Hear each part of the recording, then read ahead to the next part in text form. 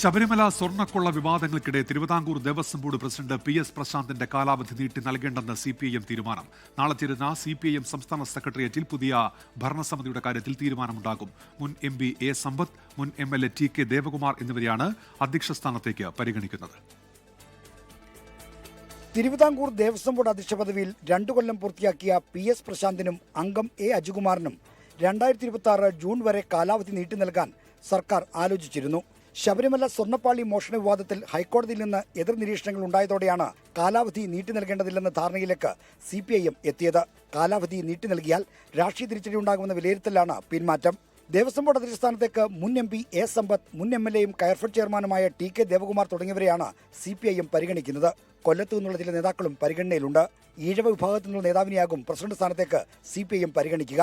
തിരുവിതാംകൂർ ദേവസ്വം ബോർഡിന്റെ പുതിയ പ്രസിഡന്റ് ആരാണെന്ന കാര്യം നാളെ ചേരുന്ന CPIM സംസ്ഥാന സെക്രട്ടേറിയറ്റ് തീരുമാനിക്കും. ദേവസ്വം ബോർഡിലെ പാർട്ടി പ്രതിനിധിയായി CPI വിളപ്പിൽ രാധാകൃഷ്ണന്റെ പേര് നിർദ്ദേശിച്ചിട്ടുണ്ട്. CPI സംസ്ഥാന കൗൺസിൽ അംഗവും ജില്ലാ പഞ്ചായത്ത് മുൻ അംഗവുമാണ് വിളപ്പിൽ രാധാകൃഷ്ണൻ. മന്ത്രിസഭയിലെ ഹിന്ദു മന്ത്രിമാരും നിയമസഭയിലെ ഹിന്ദു MLAമാരുമാണ് ദേവസ്വം ബോർഡ് അംഗങ്ങളെ തെരഞ്ഞെടുക്കേണ്ടത്. G സുധാകരൻ ദേവസ്വം മന്ത്രിയായിരുന്ന കാലത്താണ് തിരുവിതാംകൂർ ദേവസ്വം ബോർഡിന്റെ കാലാവധി നിയമഭേദഗതിയിലൂടെ 2 വർഷമായി കുറച്ചത്. അന്നത്തെ നിയമഭേദഗതി ഓർഡിനൻസ് കൊണ്ടുവന്ന് തിരുത്തി PS പ്രശാന്തിന് കാലാവധി നീട്ടി നൽകാനായിരുന്നു നീക്കം. ശബരിമല സ്വർണ്ണപ്പാളി വിവാദത്തിൽ പ്രതിക്കൂട്ടിലായതോടെ ആ വഴി അടയുകയാണുണ്ടായത്. 24 തിരുവനന്തപുരം. ലോകത്തെവിടെയായാലും ഏത് സമയത്തും 24 വാർത്തകളും ഓഗ്മെന്റഡ് റിയാലിറ്റി പാക്കേജുകളും എക്സ്പ്ലെയിനറുകളും വിശദമായി കാണാൻ ഞങ്ങളുടെ YouTube ചാനൽ നിങ്ങൾക്ക് സബ്സ്ക്രൈബ് ചെയ്യാം.